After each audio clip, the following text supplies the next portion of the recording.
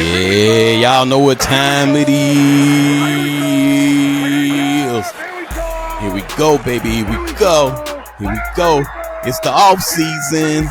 It's the off season, baby. What are we gonna do during the off season? Yes, sir, Cowboy Nation. Y'all already know who it is. It's your guy, Majestic Sounds. Welcome to the Gridiron Sports Podcast. Come on in and take a seat and listen to what I got to tell you guys today. Some of y'all might already know about this. Some of y'all may not know about this. But Jerry Jones have 5 days left to come to an agreement for head coach Mike McCarthy. Are we going to keep him? Or are we going to move on from him? Now, in the midst of all of that, the Chicago Bears are showing interest in Mike McCarthy. And Jerry Jones said, denied, access denied. So Jerry Jones is not allowing any team to talk to Mike McCarthy right now until after, January the 14th. So what does that say to us, Cowboy Nation? That he want to keep Mike McCarthy. In my humble opinion, that's what it says to me. Now, I want to move on from Mike McCarthy. I am not team Mike McCarthy. I have plenty of reservations on why I am not team Mike McCarthy. First of all, in the last 2 years, we couldn't even score in the red zone. We just look horrible in the red zone. And of course, I've been talking about it all year long. The play calling has been suspect sequentially, formationally, and the game plan sucked from week to week. So I am most definitely not team Mike McCarthy, but that doesn't mean he's not a good head coach. To me, he's just not a good fit for the Dallas Cowboys in this present time. So I would love to move on from Mike McCarthy. Ladies and gentlemen, I have some breaking news. It looks like we've been blindsided by the Mike McCarthy saga, and we haven't even realized some other things. So let me go and hit the breaking news button for ya.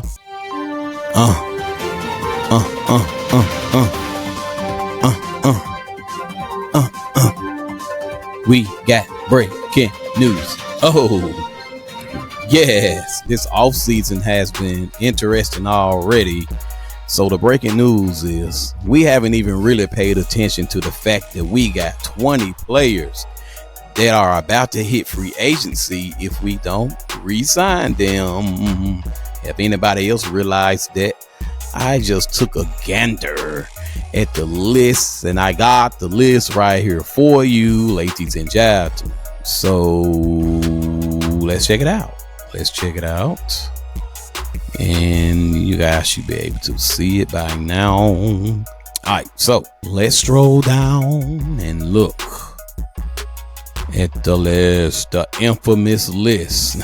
Every Dallas Cowboy player set to hit free agency during the 2025 NFL season. Of course, Zach Martin, he's long in the tooth, but he is a phenomenal right guard. He's been plagued with injury, ladies and gentlemen, and he is set to hit the free agency or the free agent market. Then we got D-Law, baby, DeMarcus Lawrence. You already know he's an edge rusher. He's an unrestricted free agent, and he's 33. So that's pretty long in the tooth. But what he brings to the table, the leadership, he's a great run stopper. We gotta keep him. So, ladies and gentlemen, let's move on to the next person, and that's Brandon Cooks. Y'all already know I've been talking about Brandon Cooks. Somebody got to agree with me that he ain't been doing enough. He just ain't. So, hey, he's 32 years old. He's getting up there.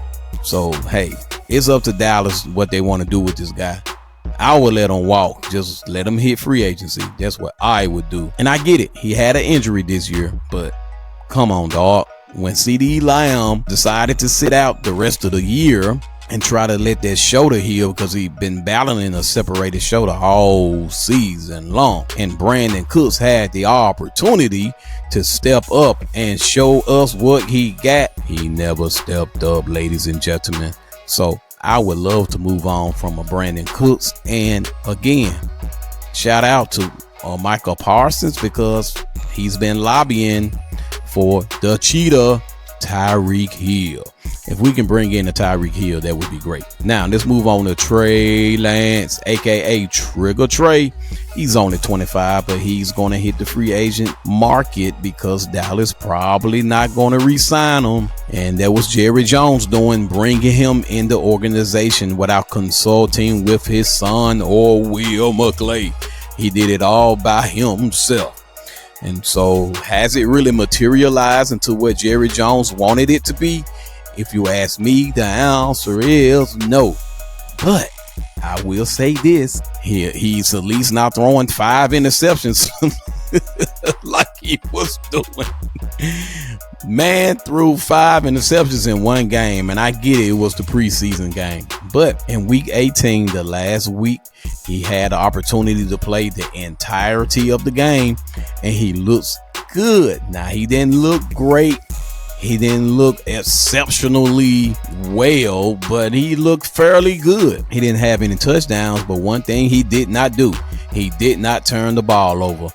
And that's one thing you want from your quarterback.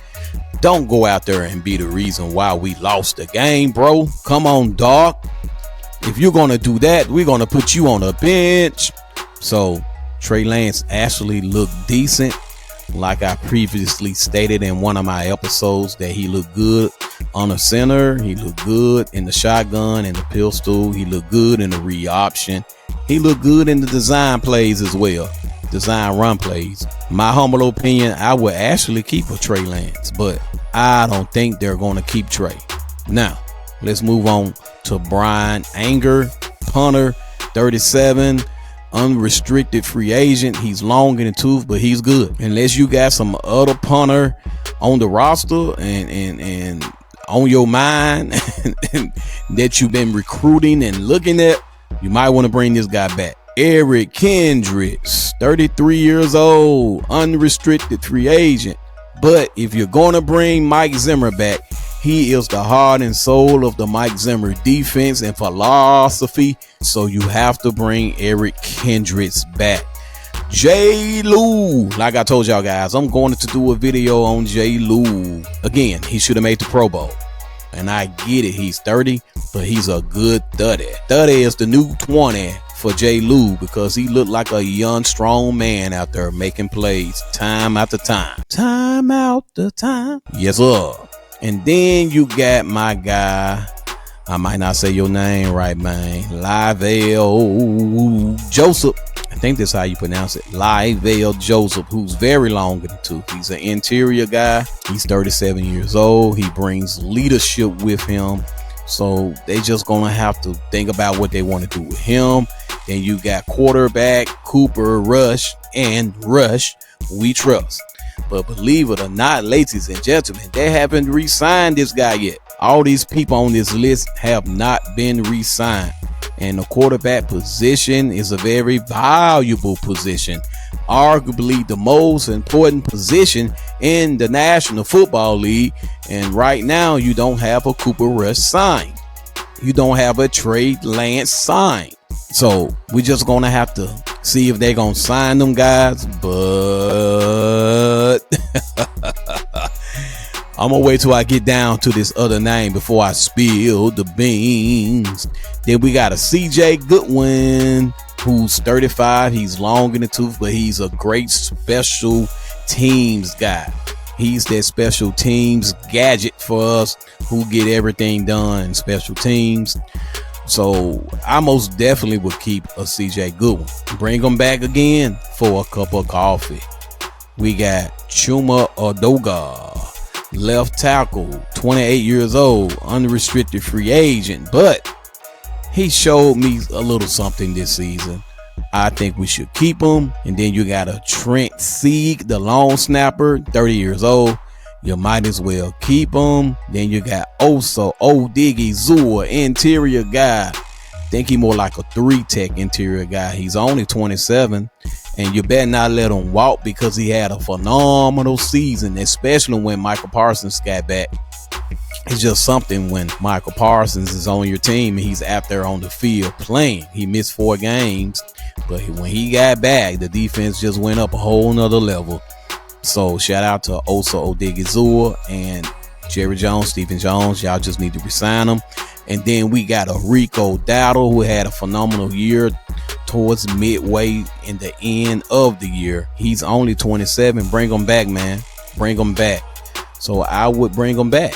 You know, like you let go of Tony Pollard. That was a mistake. You should have married Tony Pollard and Derrick Henry, and you let Derrick Henry slip through your fingers. So what are you going to do now? Re-sign Rico and go into the draft and look for someone to marry with Rico Dowdle. And then we got the edge rusher, Chauncey Golston. He's only 27. We need to keep him. He looked fairly good. He looked fairly good this season when everybody else was in and out of the lineup. He was that consistent piece in the lineup from a defensive perspective, if you will. And then you got Nick Vigil, the linebacker, who he normally plays doing special teams. But when Eric Kendricks was out, he stepped in and he stepped up and he showed up and showed out. Now he's a little long in the tooth, but you need a veteran linebacker on special teams as well as on defense. So I would re-sign him and bring him back. He's a phenomenal linebacker. He did some things when he had his opportunity to shine. And then we got our boy Amani Oruwariye. 29 years old. He's getting long in the tooth, but he's not long in the tooth. This is the guy who messed up the Cincinnati game. I don't know if you want to keep him on special teams. Oh. What's your point? My point is he botched the game. He tried to recover the ball. It slipped through his fingers. He had butter on his fingers, and he cost us the Cincinnati game. He cost us the playoffs. One can argue that the coaching staff had a part in that. One can argue that the players should have told him to stay away from the ball. Everybody know this. Since you was in Pee Wee playing football, you know, hey, stay away from the ball if the ball is going forward. But that's neither here nor there, ladies and gentlemen. It don't even matter now. The season is over and we in our off season. So, hey, if they want to keep the guy, keep the guy. But I would not, I repeat, I would not put this guy on special teams. Hey, you stay over here on the sideline. You cannot go out on special teams anymore after that. And here is the guy that the Cowboys actually re-signed, Will Grier. They signed Will Grier. And I know it doesn't, get a lot of attention during January, the beginning of the offseason, but he's the backup quarterback to Dak Prescott right now. It's not a Cooper Rush. It's not a Trey Lance. It's Will Grier. Somebody like, who is that? If you've been watching the preseason games for the last 2 to 3 years, you would have seen Will Grier. So he's 30 years old. So yeah, he getting there. He getting long in the tooth, but he's all right. He's decent. And whether if you like him or not, he's the backup quarterback behind Dak Prescott right now. So one can argue that we need to go in the draft and draft for a quarterback. But we got more pressing needs, in my humble opinion. But you do need to draft for the future. I get it. So if they do get a quarterback in the draft this year, 3rd or 4th round, I wouldn't be mad at them. Then you got a Darius Hill, Carlos Watkins, and a Carl Lawson. All those guys, it's debatable. It's a toss-up. You can bring them back or you don't have to, in my humble opinion. But you most definitely need to keep a Brock Hoffman. Keep him. And then we got Israel, and I'm not going to say his last name. If y'all can see it, y'all can pronounce it yourself. He's a safety, unrestricted free agent, only 26. And then we got Marquise Bell. I would keep both of them the same age, both of them safeties. You want to keep your safety room young as you possibly can. And you still got Malik Hooker. So that's your veteran guy. That's your experienced guy in the safety room. And he can teach these young guys a thing or two. Then Cavante Turpin, wide receiver slash punt return slash kickoff return slash running back slash everything. Him and Brandon Aubrey was our offense for the 2024 season. I don't care what nobody say. Instant offense, lightning in the bottle. Of course, we got to bring him back. What are you waiting on? He was your whole team. Him and Brandon Aubrey. Bring him back. Hurry up. Do it now. Tyrus Wheat got elevated from the practice squad, and he looked okay. He looked okay this season, so, I would keep him. Ultimately, that's a toss-up. We'll just see what they do. And Wanye Thomas, you got to keep him. You got to keep the lights of Wanye. You got to keep your safety room up to par. You got to keep your secondary. See, the secondary is underappreciated. In my humble opinion, the defense sometimes is overlooked versus the offense anyway. Wanye Thomas is a good safety. He can cover. He can play man-to-man. He can play zone. So, hey, keep him. So, I think that's it. That's the list. So, Cowboy Nation, Jerry Jones got a lot to do. So, in my humble opinion, let's get it started. That's what MC Hammer said. So, they need to go on and get the ball rolling. And don't wait too late to make these decisions. And one can argue that they need to go ahead and solidify who's going to be the head coach. And one also can argue they need to solidify and go ahead and make their decision on defensive coordinator. So if you're going to keep Mike McCarthy, you're going to keep Mike Zimmer, then keep him. What in the world are you waiting on to make your decision? Y'all already know what's about to happen. Ladies and gentlemen, you don't want to go into the draft and you haven't made moves in free agency that you need to make, and you're going to try to compensate for that during the NFL draft in April.